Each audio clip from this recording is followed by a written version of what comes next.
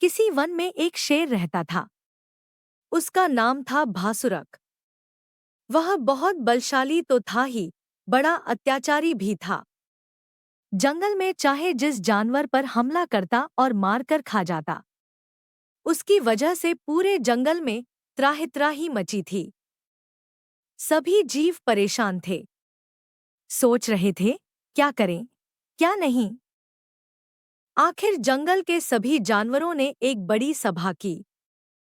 सबने सोचा, भला इस अहंकारी शेर से कैसे बचा जाए।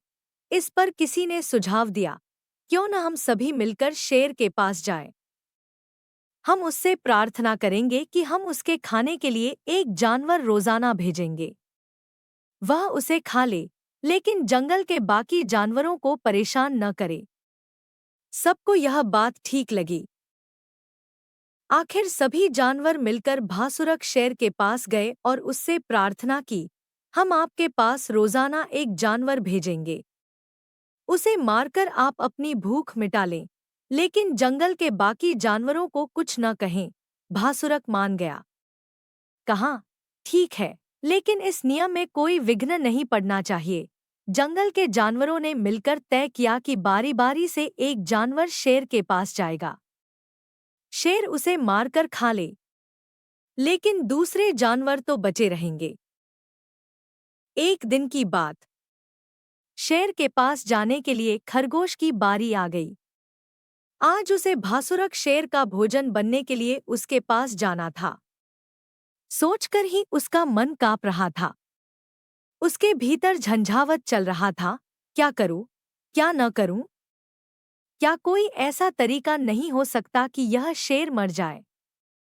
फिर तो मेरे प्राण आसानी से बच जाएंगे। मगर यह शेर तो इतना बड़ा है। ऐसी भला कौन सी तरकीब हो सकती है जिससे यह विशाल शेर मर जाए? मैं तो छोटा सा हूं। मैं भला क्या कर सकता हूं? सोचकर खरगोश और उदास हो गया। पर भासुरक शेर के पास जाना तो था ही। वह अपने घर से निकला और शेर की गुफा की ओर चल दिया। वह धीरे-धीरे कुछ सोचता हुआ जा रहा था, इस कारण उसे और भी देर हो गई। उसका मन बुरी तरह घबरा रहा था। रास्ते में एक कुआं दिखाई पड़ा, तो खरगोश अपना मन बहलाने के लिए उस कुएं पर कूदने लगा।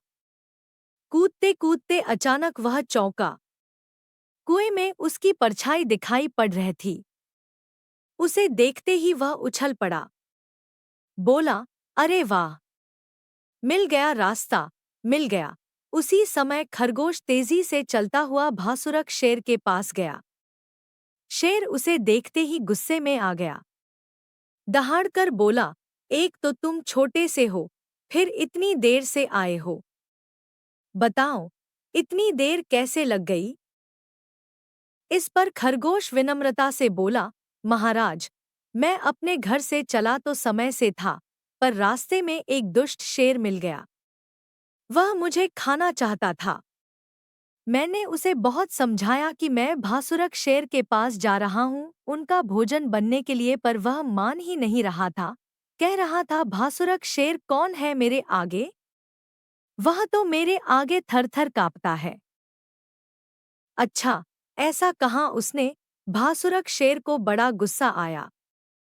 बोला, चलो कहाँ है वह? मैं उसकी खबर लेता हूँ। उसी समय भासुरक शेर खरगोश के साथ-साथ चल पड़ा।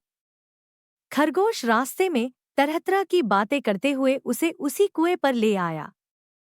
वहां आकर बोला, देखिए महाराज, यह रहा उस शेर का दुर्ग।